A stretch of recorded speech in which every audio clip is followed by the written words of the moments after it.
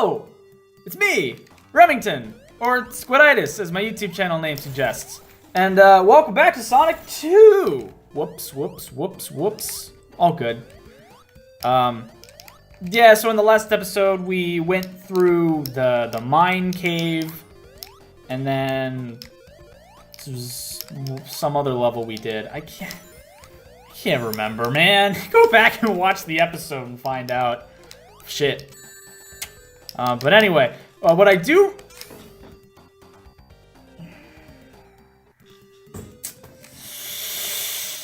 remember is I was telling you some stories from when I was in high school and how I got involved with theater in the first place. Let's continue with that train of thought, because it'll keep me talking, and that way there's no awkward lulls of silence. So, man, you know, we almost made it. We almost look cool. Anyway.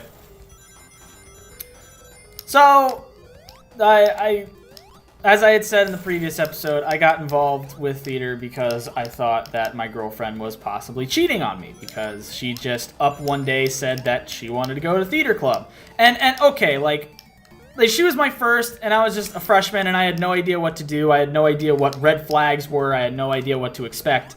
But also, she had been acting really kind of strange, you know, during the time leading up to this. And, you know, it kind of felt like we were drifting apart. We didn't hang out after school or even outside of school as much as we had used to.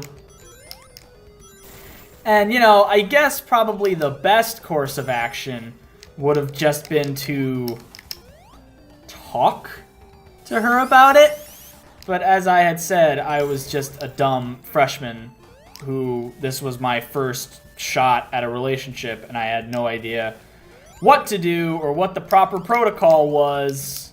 So, you know, you live and learn. But I do not regret going to theater club that day, because it sent me on this path that kind of dictated how the rest of high school would go. I was involved with the theater every year of high school after that. Shoot, I jumped too soon. But that's okay. You know, and I was good at it too.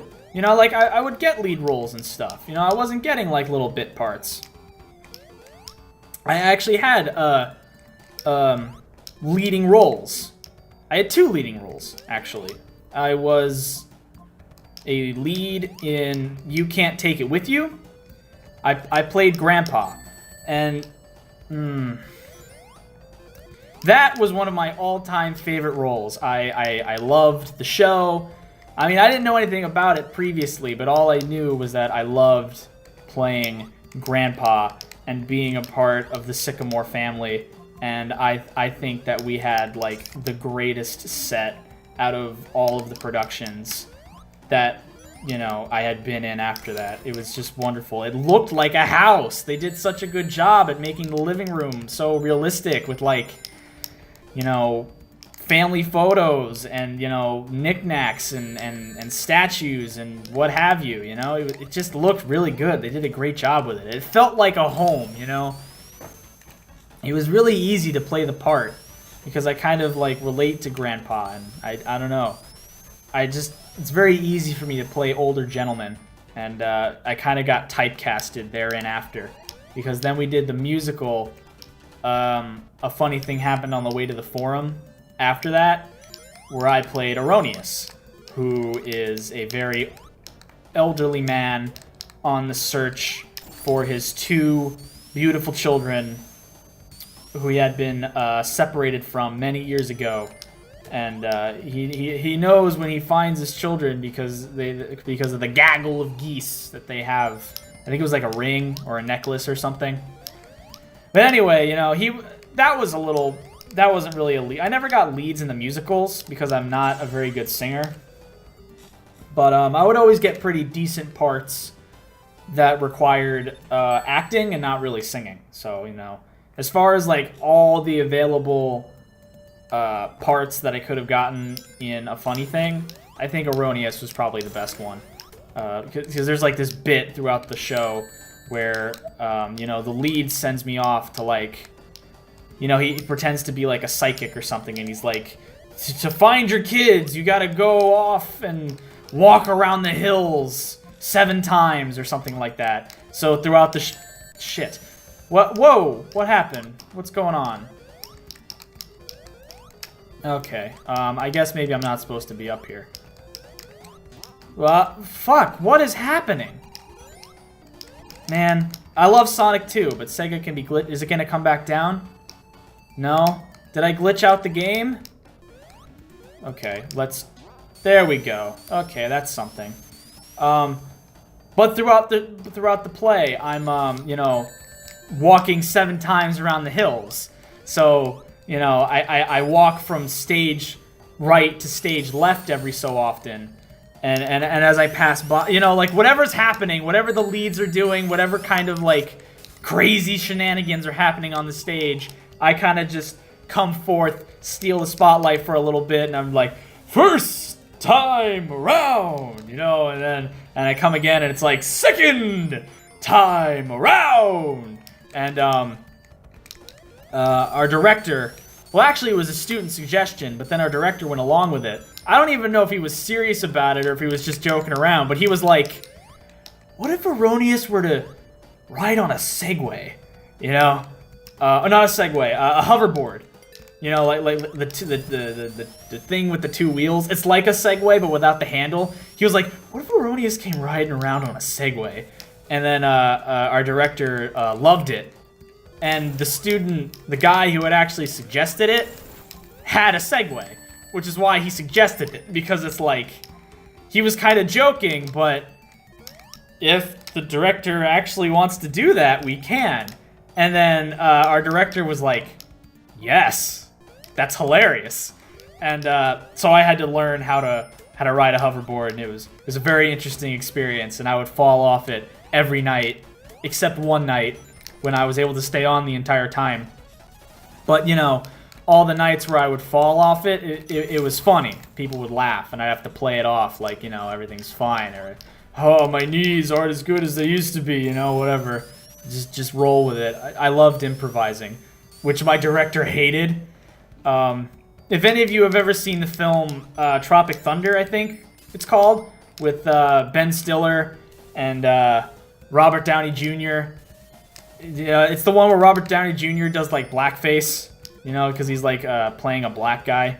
Well, he's like a white guy playing a black guy, and he's like method acting or something like that. I don't remember. It's been a while since I've seen the movie. Shit. But there's one line in the movie that reigns true to how I act, and it's I don't read the script. The script reads me. And that's that. Fuck! Really? I didn't even realize we had one life. Dang it.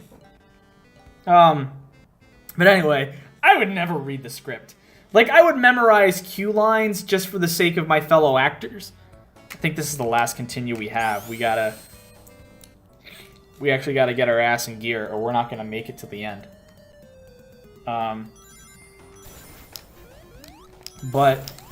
Yeah, I would, like, never read the script. I mean, I would, just so I know, like, what's going on and what's the story, but I wouldn't really memorize my lines.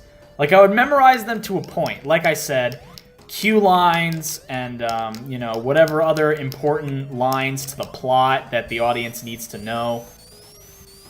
But otherwise, I would just, like, improvise and make up lines on the spot all the time, which is kind of unprofessional, but at the same time, it was hilarious. And it would drive my director crazy. But it never stopped her from, like, not casting me in roles, especially leading roles with a lot of lines, so, you know, everything shakes out. Yeah, it's a lot of fun times. But, you know, I always did get typecasted in,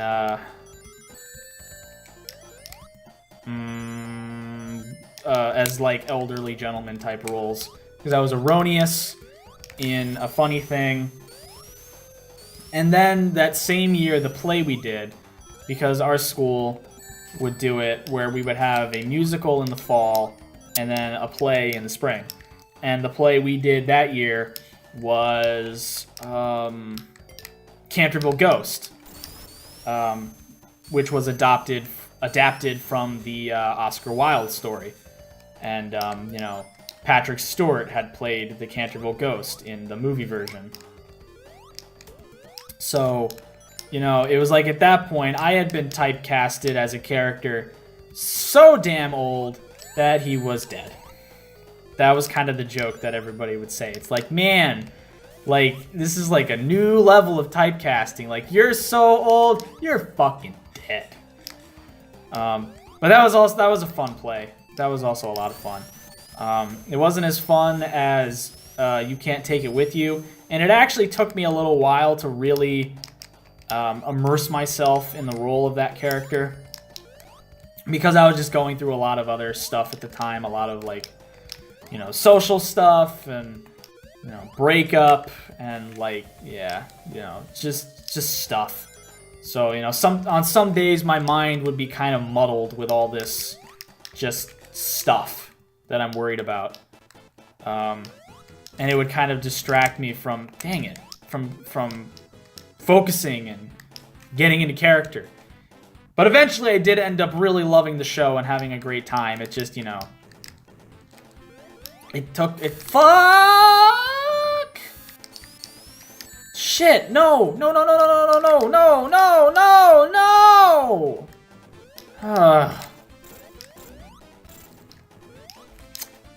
Fuck! Okay, alright. I'll tell you more about that story later on. Just give me a hot sec, okay? Fuck!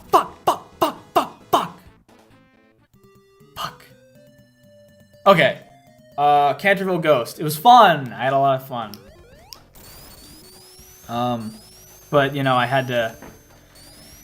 You know, the show must go on, so I really had to, like, put aside my personal issues to get into character.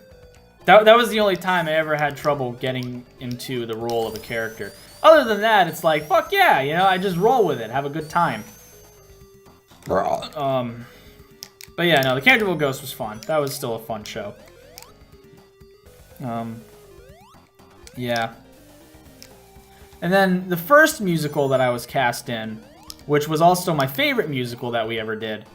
Again, it was a show that I had no idea existed. Our director had a knack for kind of choosing, like, you know, obscure shows and musicals that, like, the average parent or student wouldn't know.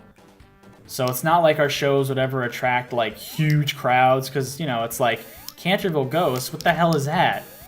You know, it's not like we did Beauty and the Beast or Cinderella or something. Our school had done Beauty and the Beast in the past, but we never did, like, another well-known show like that while I went there, anyway. Like, I guess some people know You Can't Take It With You, or A Funny Thing Happened on the Way to the Forum, but nobody at my school knew it anyway, and my parents didn't know it either. But, you know, it's not like my parents are super educated on, like, theater. They really don't care, you know. My dad, he wasn't a jock in high school, but he definitely was not a theater guy and didn't hang with theater people. And my mom was more of a band geek, so I have no idea where I get my theater genes from. The only idea that I can think of is my great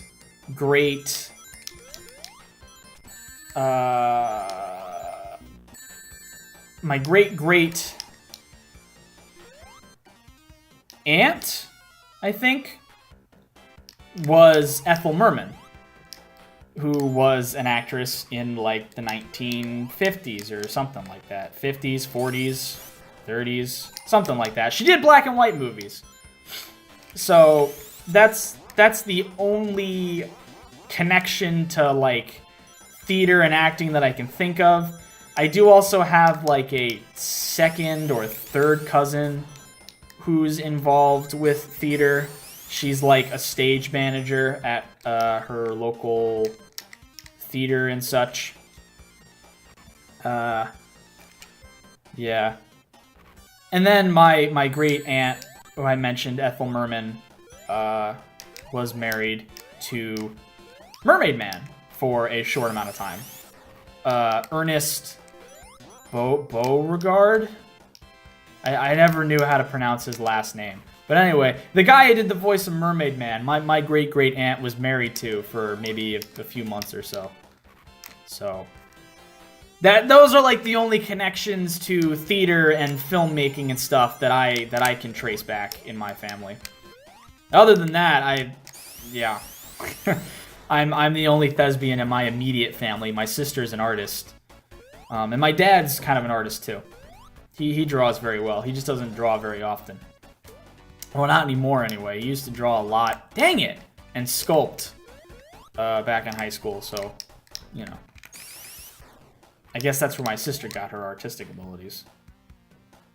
Yeah, so, little family history for ya. I just realized that we're going kind of super over the limit. I've kind of forgotten that I'm timed. I'm on a timer.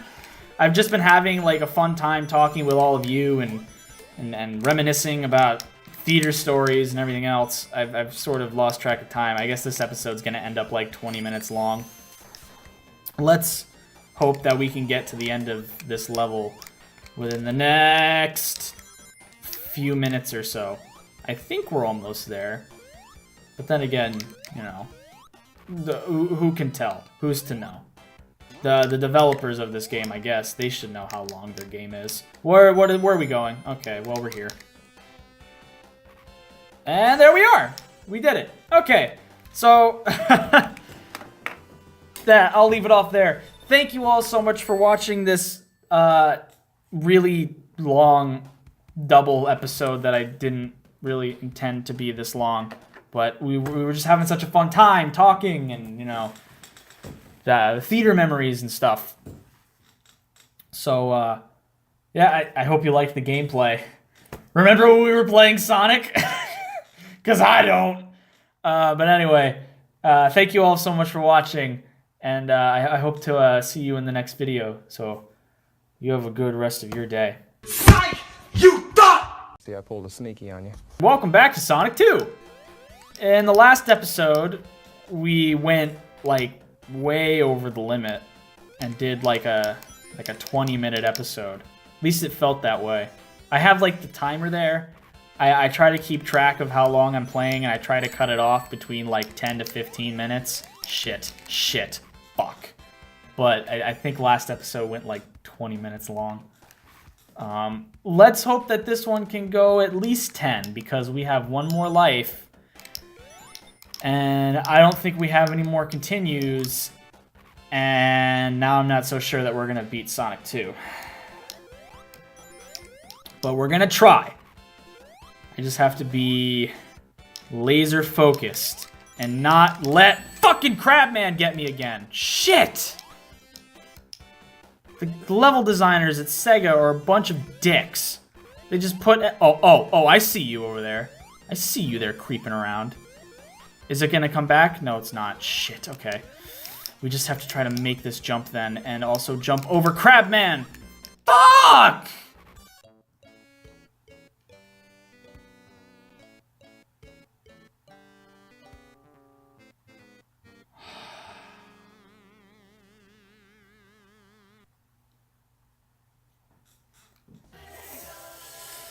Well, remember in the last... Remember how I just said that I was going to end it off there and see you in the next video? This is it. This is the real end. Ah. Shit, man. Well, okay. I mean, we got to the metal zone or whatever, so it's pretty far, no? Shit. It's much farther than Sonic 1, that's for sure. Just hoping to go all the way. Well, whatever. Sonic 2, ladies and gentlemen. Best Sonic game in my opinion. Maybe we'll come back to it and try to actually beat it. But that's that's the video for now. So thank you all so much for watching again. And I hope to see you in the next video, whatever it is I decide to do. So, you have a good rest of your day.